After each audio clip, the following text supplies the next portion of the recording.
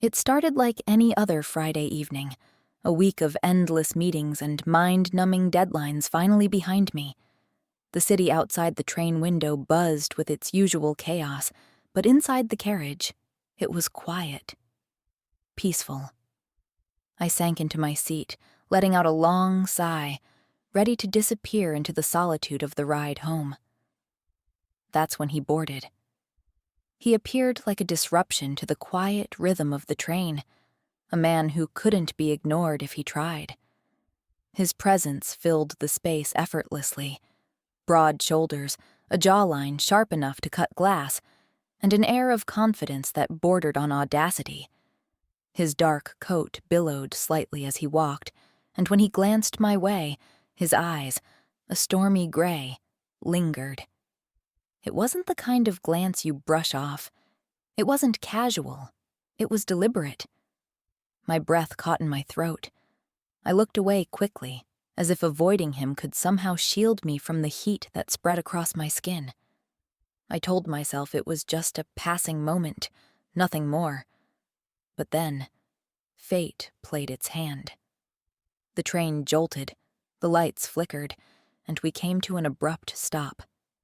The announcement came on, apologizing for a technical delay. A groan rippled through the few passengers scattered across the carriage, and then, there he was, standing beside my seat, his voice deep and smooth like melted honey. "Looks like we're stuck," he said, his lips curling into a half-smile. I glanced up at him, my pulse quickening. He was even more arresting up close. His scent, a mix of cedarwood, leather, and something darkly enticing, enveloped me, making my head spin. "Seems like it," I replied, my voice shaky despite my best effort to sound composed. His name was Ethan. He spoke with a kind of casual confidence that put me on edge, but not in a bad way. It was the kind of edge that made you want to jump, to see where the fall might take you. And then there was me. Me with my dependable, stable fiancé waiting at home. A man who loved me, even if our relationship had grown more predictable than passionate. I should have shut the conversation down, but I didn't. Ethan had this way of looking at me, like I was the only person in the room, like he saw something in me that I didn't even know was there. His eyes traced my face, lingering on my lips as he talked, his voice low and deliberate, each word rolling off his tongue like a temptation. "I get the feeling," he said, leaning slightly closer. "You're not the type to enjoy being stuck." His words sent a shiver down my spine, and I swallowed hard, trying to focus on anything but the way he made me feel. But it was impossible. I noticed everything about him. His long fingers resting casually on the back of the seat in front of me, the faint stubble that shadowed his jawline, the way his lips curved into a smile that felt like an invitation. And his scent. God, his scent. It wasn't just intoxicating, it was a spell. With every inhale, I felt my thoughts unraveling, my defenses slipping away. I tried to remind myself of David, of the life we'd built, of all the reasons why this moment couldn't go any further. But the more Ethan spoke, the harder it became to think about anything but him. My heart was racing now, my body betraying me with every pulse of desire that coursed through my veins. I felt lightheaded, drunk on the tension building between us. He leaned closer, his fingers brushing against mine for the briefest second, and I felt a jolt, like my skin was set on fire. "You seem distracted," he said softly, his voice like a whisper against my skin. I opened my mouth to reply, but the words wouldn't come. How could I explain the ache building inside me? The way my entire body felt alive under his gaze. I wanted to escape, not from him, but with him. Somewhere where there were no rules, no expectations, no consequences. For the first time in years, I felt free. Free to want, to take, to feel. And all I wanted was him. I shouldn't, I whispered, but my voice betrayed me, trembling with anticipation. The words hung in the air, fragile and meaningless against the heat rising between us. Even as I spoke, I felt myself leaning closer, drawn to him by something primal, something I couldn't control. Ethan didn't answer right away. He just looked at me, his gaze dark and smoldering, as if he could see right through me, to the part of me that wanted this, needed this. "You don't have to," he murmured finally, his voice low and rough, sending shivers down my spine. He moved closer, his hand brushing against mine, and that faint, almost innocent touch ignited something deep within me. My breath caught as his fingers grazed my wrist, then slid upward, his touch feather-light, yet impossibly electric. Loving this story? Make sure to subscribe to my channel and hit the notification bell so you never miss another heartfelt, emotional, and captivating story like this one. Your support means everything. When his hand found my neck, I froze. Not out of fear, but because the intensity of the moment was overwhelming. His fingers traced the curve of my throat, his touch warm and steady, as if he were savoring the feel of my skin beneath his hand. My pulse pounded against his fingertips, betraying the storm raging inside me. This was insane. He was a stranger. I didn't even know his last name, and yet here I was, sitting still, letting him touch me like this.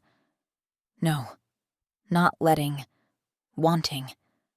Wanting him to explore more, to claim more, to erase every inch of distance between us. "Is this okay?" he asked, his voice softer now, tinged with something that felt like restraint. I nodded, barely able to breathe. Words felt impossible, useless, because what I wanted couldn't be spoken. His thumb stroked the side of my neck, and I let my head tilt back ever so slightly, giving him permission without saying a word. He leaned in closer, his lips just a breath away from my ear, and when he spoke again, his voice sent a shiver through me.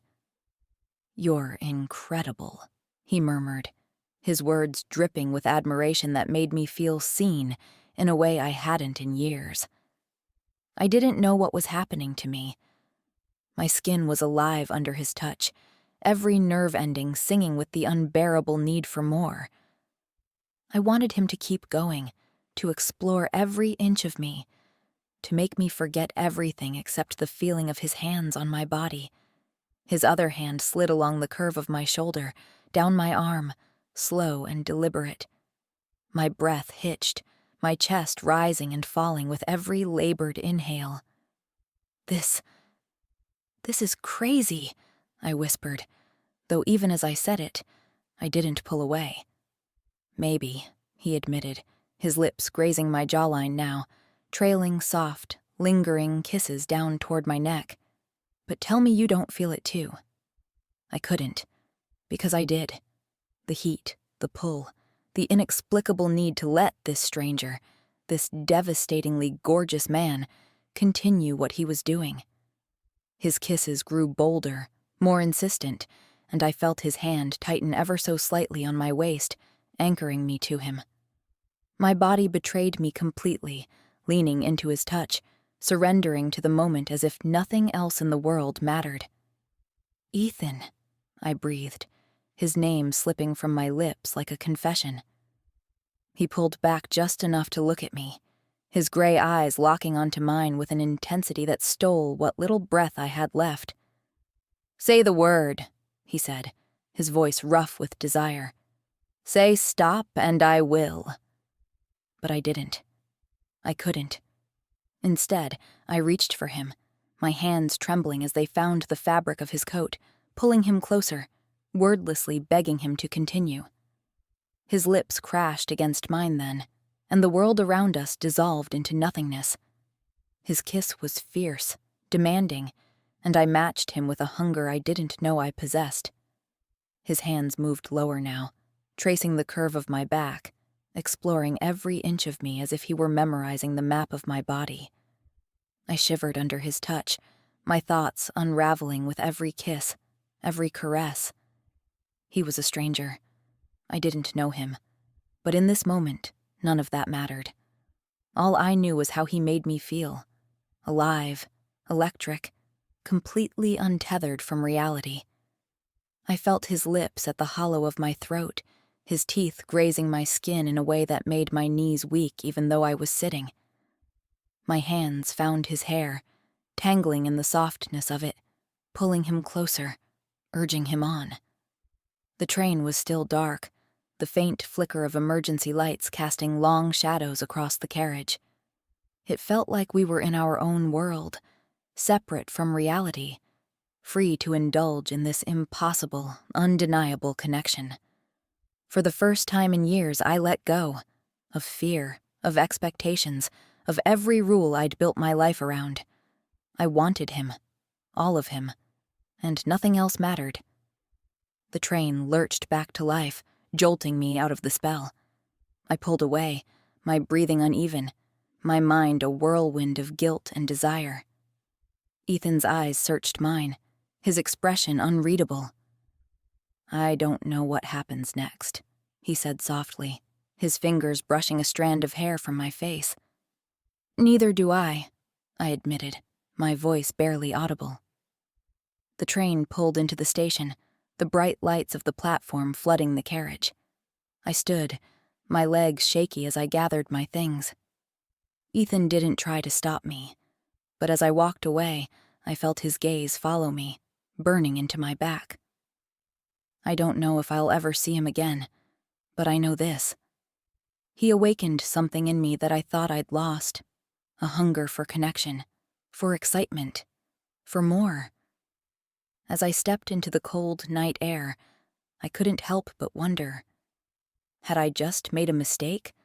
Or was this the beginning of a new chapter in my life?